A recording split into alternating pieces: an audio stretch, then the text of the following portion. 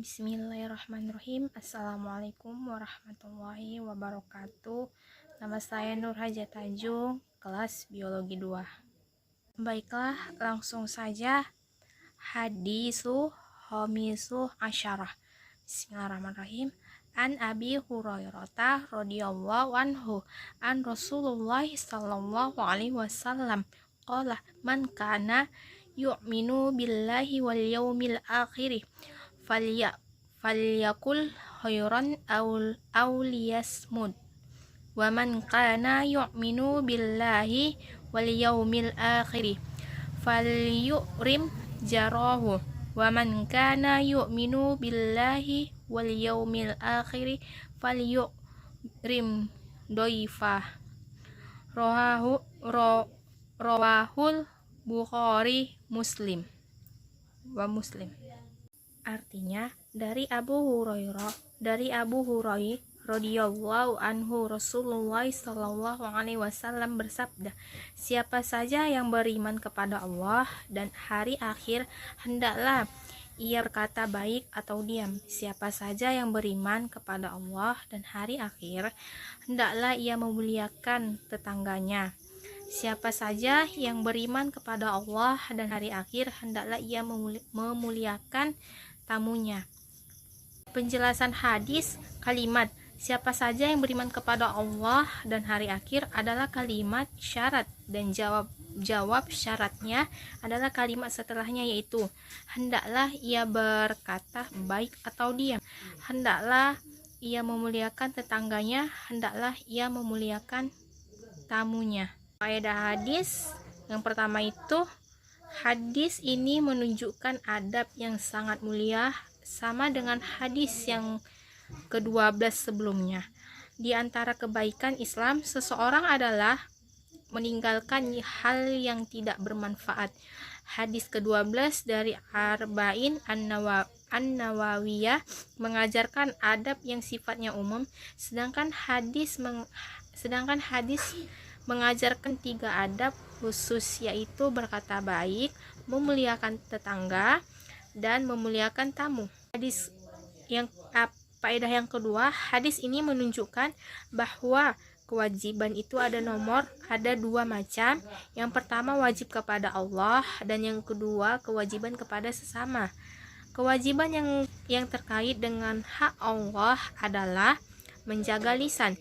Artinya, kalau kita beriman dengan benar kepada Allah dan hari akhir, maka disuruh untuk menjaga lisan.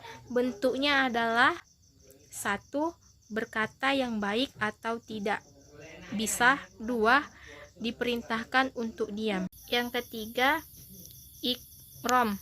Dalam hadis yang dimaksudkan adalah memuliakan yang sebaik-baiknya, yaitu memuliakan dengan sempurna pada tetangga atau tamu. Yang keempat, memuliakan tetangga bisa melakukan sebagaimana saran dari Imam Al-Ghazali sebagai berikut. Yang pertama, memuliakan mengucapkan salam pada tetangga. Kedua, menjenguk tetangga yang sedang sakit. Yang ketiga, melayat atau takziah ketika tetangga mendapatkan musibah. Siapakah tetangga kita? Ulama Syafi'iyah dan Hambali berpendapat bahwa yang menjadi tetangga adalah 40 rumah dari segala arah, depan, belakang, dan kanan kiri. Mereka berdalil dengan hadis hak tetangga adalah 40 rumah seperti ini dan seperti itu. Namun hadis ini dhaif. Ulama Malikiyah berpendapat bahwa disebut tetangga jika berpendapat dilihat dari berbagai penjuru atau antar rumah itu hanya dipisah jalan sempit, bukan dipisah pasar besar dan sungai lebar yang berlintang. Imam Abu Hanafi berpendapat bahwa disebut tetangga jika berdampingan atau menempel, sedangkan ulama Hanafiyah lainnya, Abu Yusuf dan Muhammad, berpendapat bahwa tetangga itu yang berdampingan dan yang disatukan oleh masjid. Definisi terakhir ini adalah definisi syar'i dan definisi menurut penilaian masyarakat urb. Ringkasannya, tetangga adalah siapa saja yang berdampingan dan dekat rumah kita. Mereka itu dapat hak hidup bertetangga. Di antara haknya adalah tetangga adalah yang tidak mengganggu mereka. Dari Abu Hurairah, ia berkata, ada seseorang bertanya kepada Rasulullah SAW, "Ya Rasulullah, inna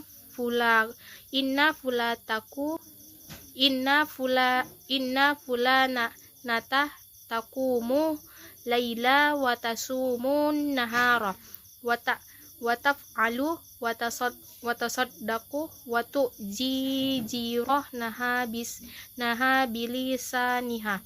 Wahai Rasulullah, si fulana sering melaksanakan sholat di tengah malam dan berpuasa sunnah di siang hari. Rasulullah SAW menjawab, la khayra fiha, hiya min ahlin nari. Tidak ada kebaikan di dalam dirinya dan dia adalah penduduk neraka. Para sahabat lalu berkata, wa fulanatu nusalla maktubata watus diku bi aswarin wala tu'ji ahadin. Terdapat wanita lain, dia hanya melakukan sholat fardu dan bersedekah dengan gandum, namun ia tidak mengganggu tetangganya. Kelima, hadis ini juga memotivasi untuk berbuat baik pada tamu dengan memuliakannya. Adab melayani tamu sudah diajarkan oleh Nabi Ibrahim alaihissalam sebagaimana disebut dalam ayat berikut. Bismillahirrahmanirrahim. Hal ataka hadisu sayfi Ibrahimul mukramin. Yang artinya, sudahkah sampai kepadamu Muhammad cerita tentang tamu Ibrahim? Salah satu adab yang disebut dalam kitab Ihya Ulum ad-Din karya Imam Al-Ghazali, adab 4. Jagalah seseorang mengatakan pada tamunya, mau tidak saya menyajikan engkau makan, akan tetapi yang tepat tuan rumah pokoknya menyajikan apa yang ia punya. Imam Sufyan ats-Tsauri menyebutnya, jika saudaramu mengunjungimu, maka jangan bertanya padanya, apakah engkau mau makan? Atau bertanya, apakah aku boleh sajikan makan untukmu? Akan tetapi yang baik, jika ia mau makan apa yang disajikan, syukurlah. Jika tidak mau menikmatinya, tinggalkan dibereskan sajiannya tersebut. Mungkin sampai sini saja yang saya sampaikan, kurang dan lebihnya saya mohon maaf. Wassalamualaikum warahmatullahi wabarakatuh.